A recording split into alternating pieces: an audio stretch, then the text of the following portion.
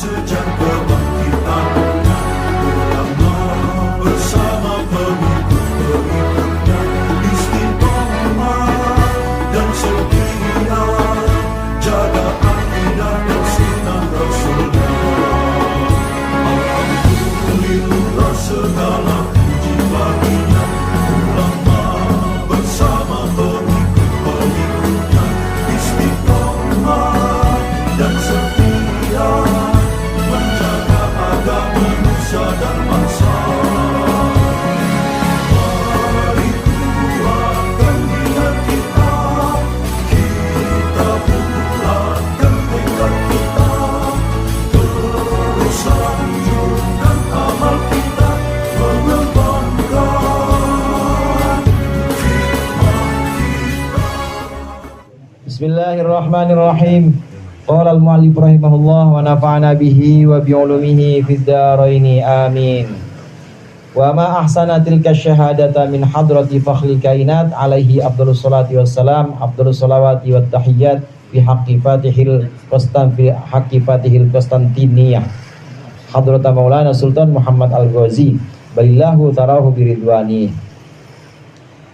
Dan alangkah wa ma ahsana tilka syahadah, dan alangkah baiknya kesaksian itu min hadrati fakhril kainat alaihi afdhalus salati wassalam, dari hadirat keharibaan, kebanggaan alam semesta, maksudnya adalah Rasulullah afdhalus salawat wa tahiyat fi haqqi fatihil Konstantiniyah, dalam haknya orang yang menaklukkan Konstantinopel, hadrati Maulana Sultan Muhammad Al-Ghazi, yaitu yang punya gelar Sultan Muhammad Al-Ghazi. Kadang kita disebut Muhammad Al-Fatih, Muhammad Al-Ghazi atau Muhammad Al-Fatih. Balillahu tarahu biridwani, tapi Allah melingkupi dia dengan keridhoannya.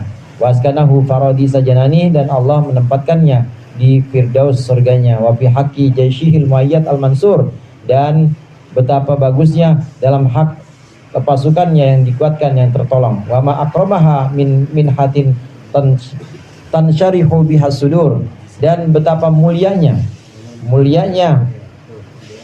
pemberian itu, dari pemberian yang tansyarihu bihas sudur, yang membuat dada atau membuat hati menjadi lapang. Kaifa, bagaimana tidak, wahya min a'dhamil manaqibil hisan, ini termasuk dari biografi atau sejarah yang baik li Sadatina Salatin Ali Utsman, dari keluarga tuan-tuan kami Kesultanan Utsman. Ma'amalahu minal fakhir lati la tu'addu, beserta segala sesuatu yang dia miliki berupa kebanggaan yang tidak terbilang. Wal ma'athirul lati la yuhitu biha, dan bekas-bekas yang tidak bisa diliputi haddun, batas, bima fatahallahu ta'ala ala aidihim minal mamalikil azimah wal aqalimil jismiyah, dengan sesuatu yang Allah bukakan atau Allah taklukkan di atas tangan mereka, berupa kerajaan-kerajaan yang besar dan juga daerah-daerah yang besar. Wa jama'ahum kalimat ahli Islam ba'da tafarruq, dan mengumpulkan mereka di bawah panji Islam setelah terpisah. Wan kisami mamalikil Islam ila aqsamin adidah, dan terbaginya kerajaan-kerajaan Islam kepada bagian-bagian banyak. Wa hukumatin mutabayinatin, dan pemerintahan yang berbeda-beda. Kullu dzalika ma'a muhafadzatihim ala syariatil Muhammadiyah, semua itu beserta menjaga mereka di bawah atau di atas syariat Muhammad yang disucikan, maksudnya Islam. Wa ta'yidil millah al-hanifiyah al-munawwarah, dan juga menguatkan agama Hanifah, maksudnya agama Islam yang bersinar. Wa nusratuhum madhhab ahli sunnah, dan menolong mereka dengan madhab al-sunnah wal jamaah. Wa himayatum wa nusratuhum madhabu, pertolongan mereka adalah madhab al-sunnah wal jamaah. Wa himayatuhum al-mamalikul islamiyah wa tahuruha, dan penjagaan mereka adalah kerajaan-kerajaan Islam. Wa tuhdiyahum lihamalati syariah al-muhammadiyah min ulamaidin, dan juga yang mereka agungkan adalah pembawa atau pemandu syariat Muhammad, yaitu ulama-ulama agama kita.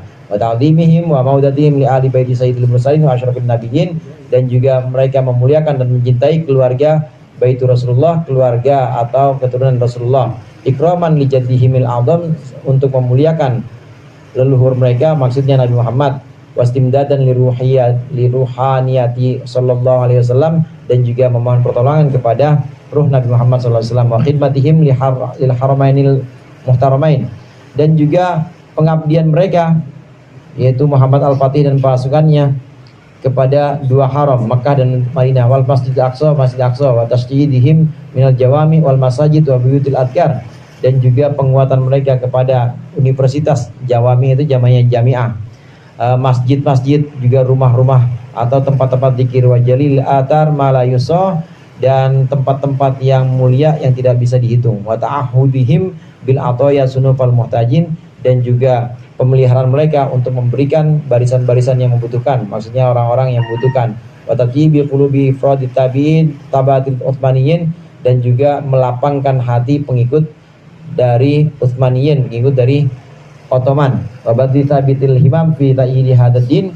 dan juga mengerahkan tetapnya cita-cita untuk menguatkan agama ini, wa mati syairil muwahhidin, dan juga mendirikan syiar orang-orang yang ahli tauhid, maksudnya kita orang Islam, wa nasyrul ulum wal ma'arif fi sail aqtar, dan juga menyebar ilmu serta pengetahuan di seluruh penjuru, wa kafatin nawahil amsar wal amsar, dan seluruh aspek dan juga kota-kota, ila ghairi dzalika minal manaqibil jalilah, dan lain-lain yang termasuk kepada sejarah yang baik, wal ma'athil al jazirah, dan juga bekas-bekas peninggalan yang banyak, allati malat al kutub wa dafatir, yang memenuhi kitab-kitab dan juga daftar-daftar, wa qasarat an isaiha al aqlam, di mana menjadi ringkas untuk menghitungnya pena-pena, wal mahabir, dan juga tinta-tinta, wallahul mas'ul, dan Allah lah yang diminta. Ini doanya, ayu aida atau pengharapan dari pengarang, ayu aida syaukata mujaddidin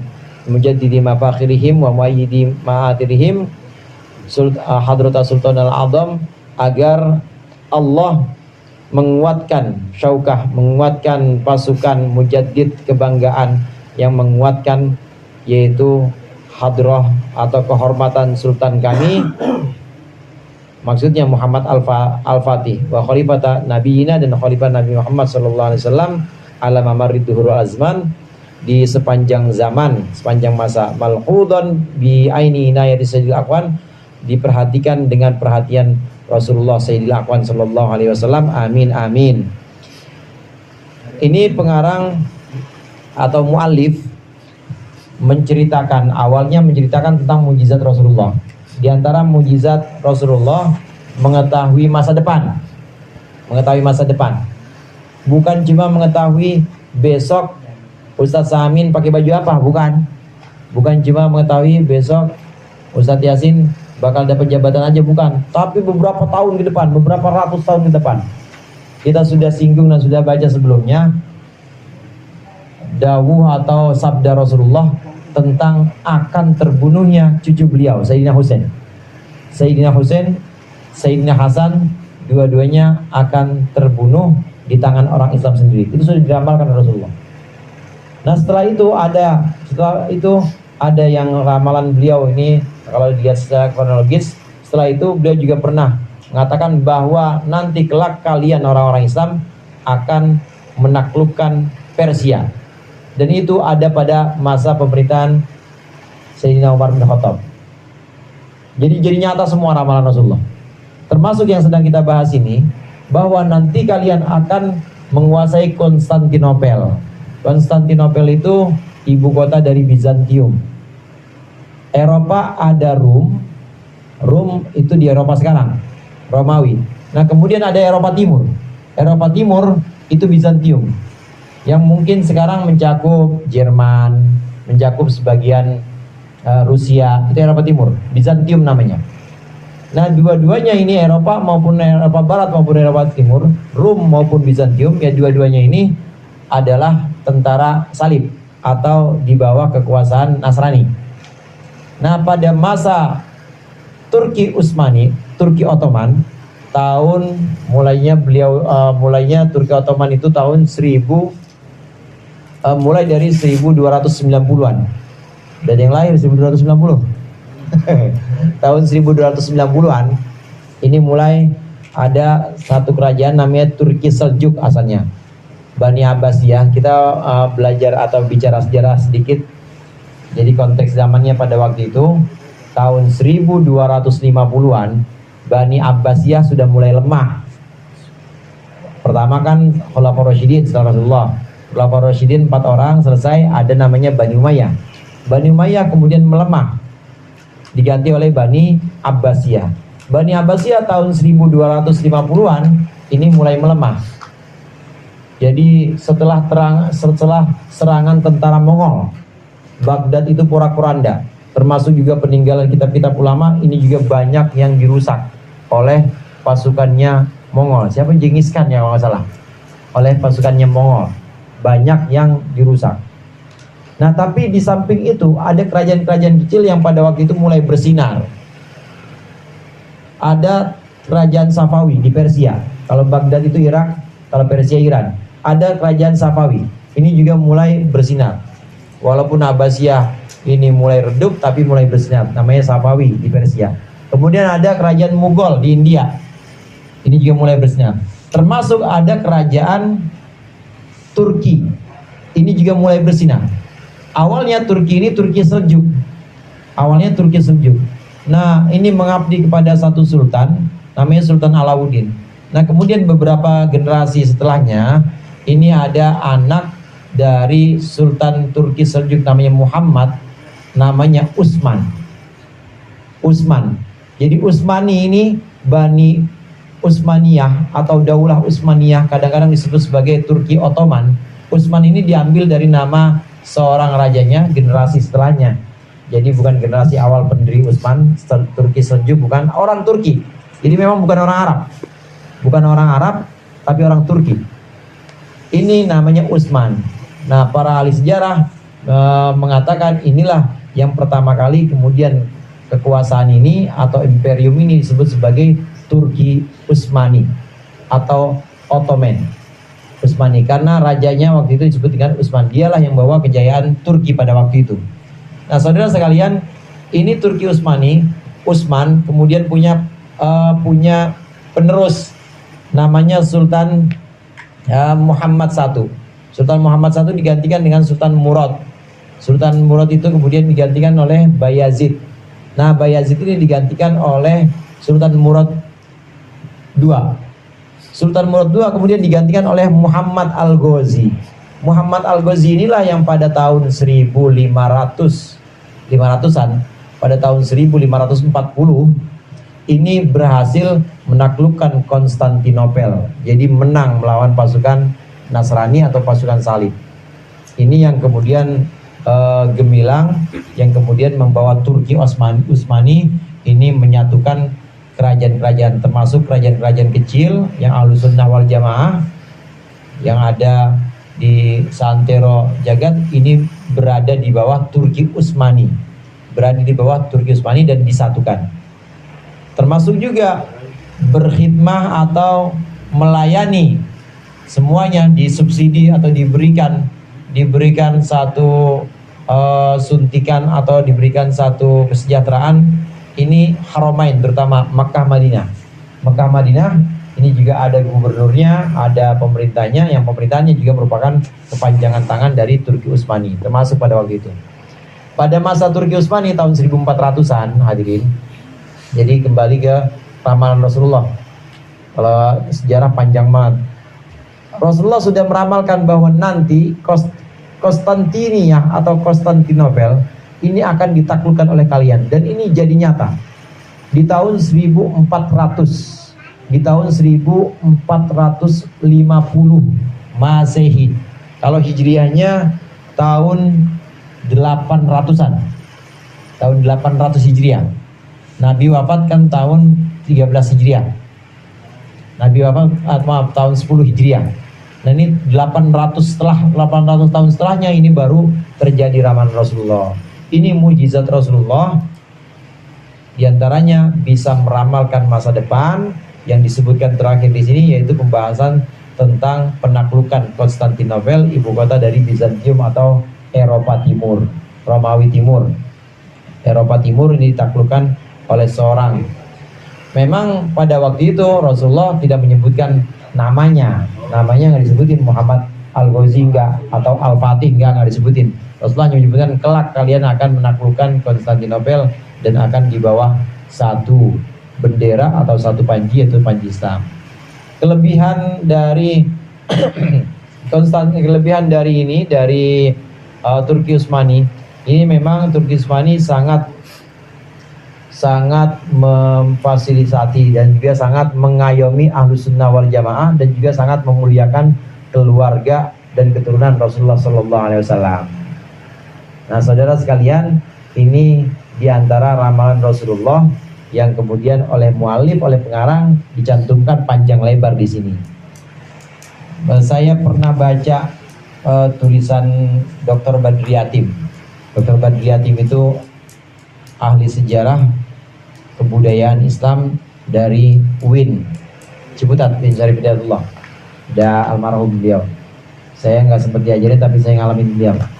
Dan ada tulisan beliau, ini pada masa Turki Utsmani, memang pada waktu itu politik maju sekali, dan hampir bisa disatukan kekuatan Islam. Makanya Eropa ketar-ketir juga pada waktu itu, mulai dari tahun 1400-an. Kemajuan di bidang politik, di bidang ilmu, ini di bidang pengetahuan, teknologi ini sangat canggih, maju. Hanya saja pada masa Turki Utsmani atau Ottoman ini memang ulama-ulama sudah mulai banyak yang tidak menulis karya baru. Contohnya seperti ini.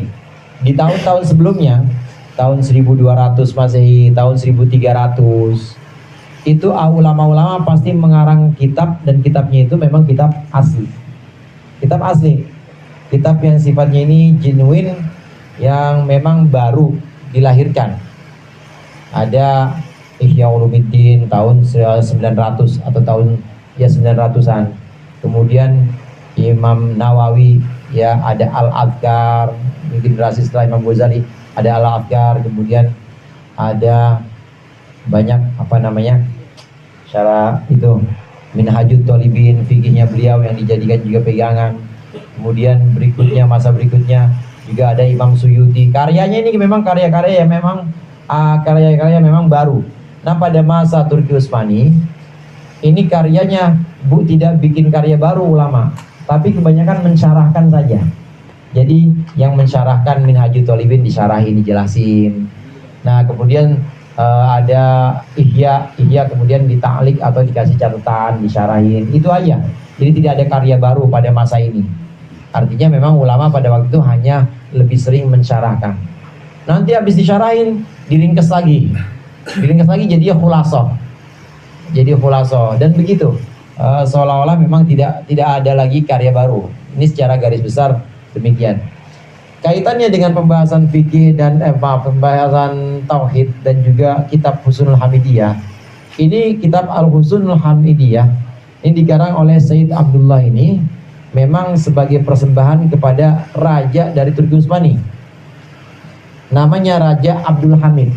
Makanya namanya banyaknya Al-Husnul Hamidiyah. Ini adalah buku persembahan dari Sayyid Abdullah ini, pengarang dari mualif, kepada Raja Turki Utsmani yang namanya Abdul Hamid. Ya? Iya, babanya Baba Abdul Hamid ini seorang raja dari Turki Utsmani. Jadi bisa terlihat di sini kenapa beliau panjang lebar membicarakan mukjizat Rasulullah, bisa meramalkan masa depan, tapi panjang lebar membicarakan tentang Kesultanan Turki Utsmani, karena memang ini adalah buku untuk raja. Jadi disinggung-singgung dikit dah gitu. Masa yang punya rumah nggak disinggung, mau lagi ya? Paling nggak kan disinggung ya kelebihan-kelebihannya. Ini masih ada beberapa paragraf atau alinea yang menceritakan Turki Utsmani. Jadi bukan bahasan tauhid, bukan bahasan akidah, tapi masih bahas sejarah, terutama keutamaan dari Turki Utsmani. Nah, saudara sekalian, Turki Utsmani ini memang kerajaan besar yang kemudian bisa menyatukan. Tapi kita punya pola sendiri di Indonesia, itu sudah punya pola sendiri. Karena di Indonesia sebelum Turki Utsmani sudah ada kerajaan-kerajaan Hindu Buddha. dan peralihan dari Hindu Buddha kepada Islam ini peralihan yang sifatnya ini tanpa pertumpahan darah. Jadi peralihan yang sifatnya ini sangat elegan. Jadi tidak ada peperangan. Jadi di Indonesia sudah ada kerajaan-kerajaan besar, dan tentu kerajaan Hindu Buddha tidak di bawah Turki Utsmani. Oleh karenanya kerajaan Demak, ini kerajaan Islam pertama di Jawa, atau Samudra Pasai, atau kerajaan setelah Demak itu ada Makassar. Di Makassar itu ada kerajaan Islam Makassar, itu tetap punya pola sendiri. Walaupun bisa ada komunikasi dan ada surat menyurat dengan Turki Utsmani, tetap tidak bisa dikatakan bahwa kerajaan-kerajaan Islam ini, kerajaan Islam di Indonesia itu di bawah kekuasaan Turki Utsmani, nggak bisa, karena punya pola sendiri. Dan kerajaan Islam yang ada di Indonesia adalah pengganti dari kerajaan Hindu Buddha yang ada di Indonesia. Raja dari Demak Bintoro namanya Raden Patah. Ini anaknya Brawijaya kelima. Jadi anaknya Raja Majapahit terakhir. Artinya memang semacam warisan, semacam waris atau warisan dari kerajaan Hindu sebelumnya. Dan peralihan seperti itu. Kalau begitu berarti kerajaan Hindu bukan di bawah Turki Utsmani, berarti kerajaan Islam setelah kerajaan Hindu di Indonesia juga bukan di bawah Turki Utsmani. Kalau ada yang mengklaim, misalnya ada yang mengklaim, mungkin sekarang ada di YouTube, ada di TikTok, mengklaim bahwa dulu Islam itu sebelum Wali Songo juga ada di bawah Turki Utsmani, kurang tepat. Kurang tepat karena memang kita punya pola sendiri, dan peralihan dari Hindu Buddha menuju Islam ini dibidani oleh Wali Songo, dan memang diserahkan dari Raja Hindu, diserahkan kepada ahli warisnya yang sudah masuk Islam tanpa pertumpahan darah, dan sekali lagi bukan bagian dari Turki Utsmani. Ini saya sampaikan supaya kita bangga jadi orang Banten. Supaya kita bangga jadi orang Indonesia. Artinya kita punya sejarah sendiri, kita punya perjalanan sendiri yang memang polanya pola sendiri, tidak ikut pada kekuasaan-kekuasaan besar pada waktu itu. Orang Islam kalau udah masuk Indonesia, udah beda. Udah nggak kayak Islam Arab lagi, udah nggak kayak Islam Turki lagi. Kalau Islam Turki yang kita lihat sekarang aja, yang sekarang ya, orang Turki sekarang itu kalau sholat pakai celana, pakai jas, nggak kayak Arab juga, punya warna sendiri. Nah begitu juga kita Islam sudah masuk ke Indonesia, maka punya warna sendiri, pakai sarung, pakai baju koko, pakai peci. Padahal Arab nggak kayak begitu, memang punya warna sendiri, dan warna tersendiri inilah yang kemudian menjadi satu kearifan lokal. Sering saya sampaikan, kearifan lokal ini juga diajarkan oleh Rasulullah. Artinya Rasulullah adalah figur tokoh yang sangat menghargai kearifan lokal, sangat menghargai kearifan lokal. Bagaimana tidak, Rasulullah itu mengenakan jubah, menggunakan imamah, udeng-udeng yang sama dengan yang digunakan oleh Abu Jahal, yang sama yang digunakan oleh Abu Lahab, sama. Artinya kan itu memang satu penghargaan kepada kearifan lokal. Emang lokalnya, lokasinya pada waktu itu Rasulullah di Arab, yang ngikutin orang Arab kayak biasanya. Tapi yang membedakan apa? Yang membedakan adalah hatinya. Yang bedain kalau Abu Jahal itu merengut aja, ya dikit-dikit marah, tapi Rasulullah senyum. Hatinya juga hati yang ramah, penuh dengan cinta. Itu yang membedakan itu. Tapi kalau zohirnya, lahiriahnya tetap sama. Lahiriahnya menghargai tradisi lokal atau kearifan lokal yang ada. Ya Rasulullah hidup pada waktu itu di Arab, maka tradisinya pakai gamis, pakai imamah, jenggotan, sama yang lain juga ngikutin. Nggak mungkin Rasulullah beda sendiri. Nah demikian juga Wali Songo membidani Demak Bintoro lahir, ini juga tidak mungkin beda dengan kerajaan-kerajaan sebelumnya, tapi menghargai tradisi lokal kita. Karenanya ada yang pakai sholat pakai belangkon, ada juga yang sholat pakai batik kain sarung, ya jangan pakai baju batik tapi nggak pakai celana, ya kagak sah, nggak boleh. Ada macam-macam, yang penting satrul aurat atau nutup auratnya, syarat-syaratnya terpenuhi semuanya. Warna tersendiri dalam Islam itu diperbolehkan, asal pokoknya atau yang prinsip seperti menutup aurat, bersih dari hadas misalnya, yang prinsipnya tetap dijaga. Nah, sedangkan warnanya ini boleh mengikuti daerah masing-masing. Ini panjang nih, ada satu alinea atau satu paragraf lagi masih menceritakan tentang Turki Utsmani. Ya. Iya, wal ya'lam anna hadhil ahaditsal waridata fi akhbari alaihi salatu wassalam wallahu a'lam bissawab. Lebih kurangnya saya mohon maaf. Wallahul muwaffiq ila aqwamit thoriq. Assalamualaikum warahmatullahi wabarakatuh.